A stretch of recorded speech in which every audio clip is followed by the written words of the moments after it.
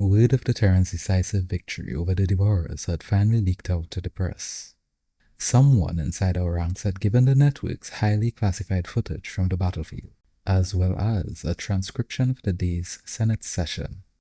It could be said that the media reaction was a bit hysteric. The video was played on every channel for hours, with some stations showing the fleet's disintegration in slow motion.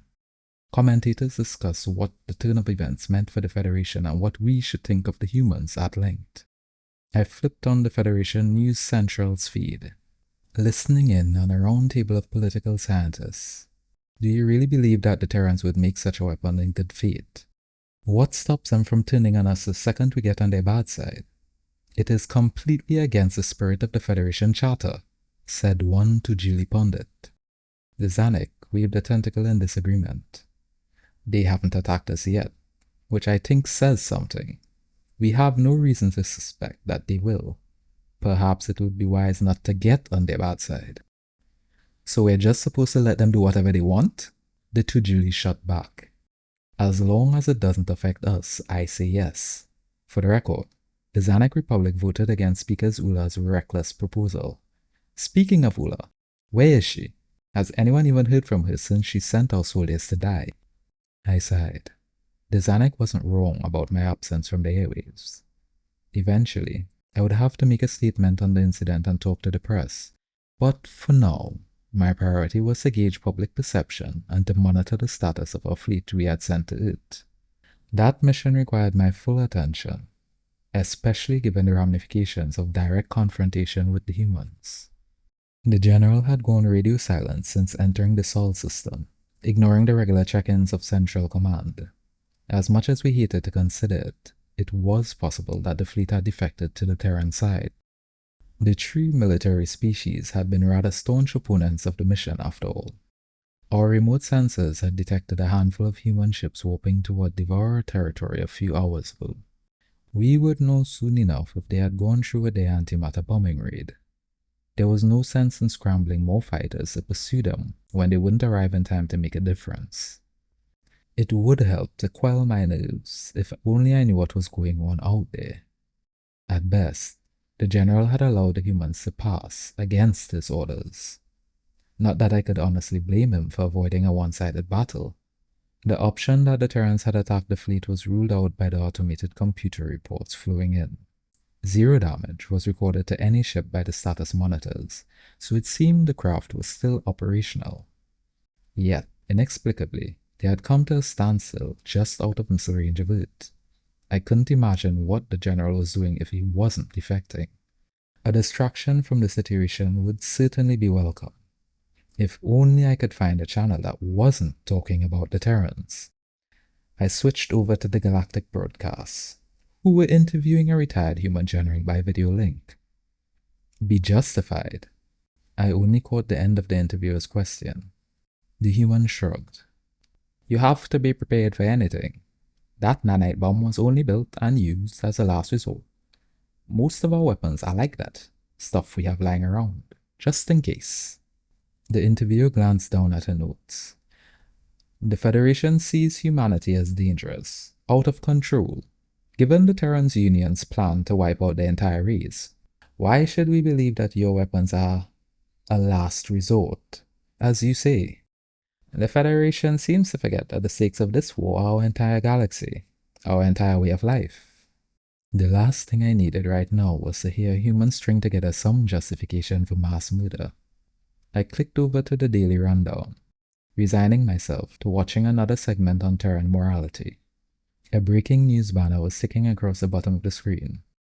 Terran Union releases official statement was the headline. Well, this was actually interesting. Perhaps they would provide some answers about the fate of our fleet. Or it could be a simple announcement that they had dropped the antimatter bombs on the Devourer homeworld. After a day of silence, disregarding questions even from their closest allies, the Terran Union is finally speaking out about the events that transpired at the Battle of Sirana system. Their statement reads as follows.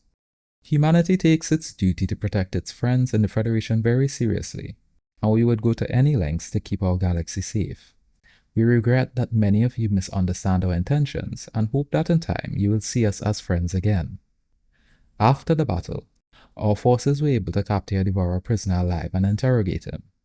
The situation is much more severe than we thought. It seems we are dealing with a hostile artificial intelligence. We ask that our allies in the Federation work with us to determine our next course of action. I blinked in confusion. Were the humans implying that the Devourers were an artificial intelligence rather than a sapient species? We had not even considered that, given that their ships appear to originate from one planet assumed to be their home world. If the Terran Union was telling the truth, I was a lot less opposed to the original plan of blowing the enemy to smithereens. My holopod indicated an incoming transmission on our military frequency. Relief washed over me as I realized it was a contact from the fleet, and I answered. Command, this is General Keelan of the Jatari Confederacy. General, where have you been? You've missed multiple check-ins and left us completely in the dark about your status, I snarled. Oh, hello, Madam Speaker. The general seemed hesitant to answer. I was on board the Terran flagship. They captured one of the Devourers alive, and I accepted their offer to sit in on the interrogation. My eyes widened in disbelief. You did what? What were you thinking? What if the humans had taken you hostage? You left your post abandoned to consult with a dangerous enemy. With all due respect, Madam Speaker, the humans are not our enemy. Not unless you make them one, he replied. I think you need to set aside your personal bias on this matter. It's clouding your judgment. General, you'll do well to do less thinking and more following orders. Command is not asking for your opinion. I could hear the anger seeping into my tone. I learned about this whole prisoner business from the news before I heard it from you. What is this about artificial intelligence? The general took a deep breath, as if to calm himself. The Devourers are actually an advanced species that was enslaved by an AI they built. If they don't go along with helping it take over the universe, they are killed. The humans want to try to free them. How do you propose to accomplish that? I asked. They are still working on the plan, but they want our help. They asked us to send some of our Vortex stealth ships, whatever that. Those are highly classified. How do the Terrans know about them? Obviously, they're spying on us. You still think they're our friends?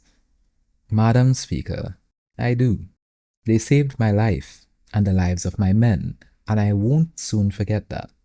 I don't see how it hurts to help them. It should be clear to someone of your intelligence what valuable allies they are.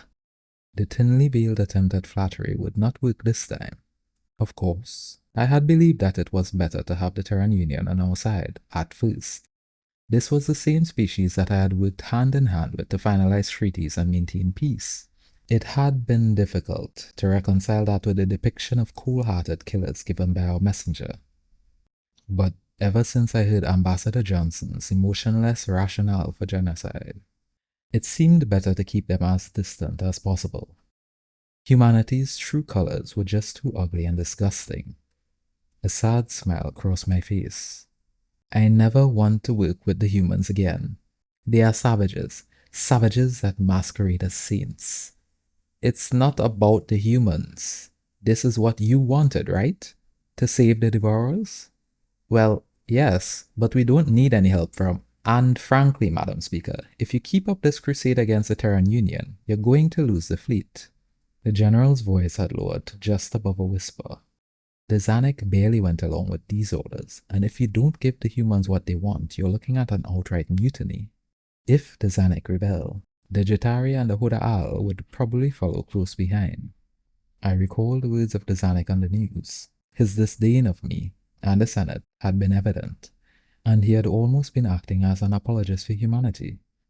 Aggravating the Terran Union would have severe economic consequences for the Zanuck Republic, so it was no wonder their loyalties were wavering. As much as I hated to concede anything to the Terrans, the general was right. We couldn't afford to lose our military species at a time like this. I suppose I could put aside my contempt for the humans for this one mission, if it was necessary to keep the Federation intact. We would deal with the Devourers now, and handle the humans at a later date. This momentary cooperation would not prevent me from pushing the Terran Union out of the Federation down the road. It was imperative that I did all in my power to sever our connection with them, one by one. While others succumbed to the fear of the humans, I would stand strong and preserve our integrity as an organization of peace. Very well, General. Tell the Terrans we'll send our ships, but if they turn on you, don't expect any help from us. But if they turn on you, any help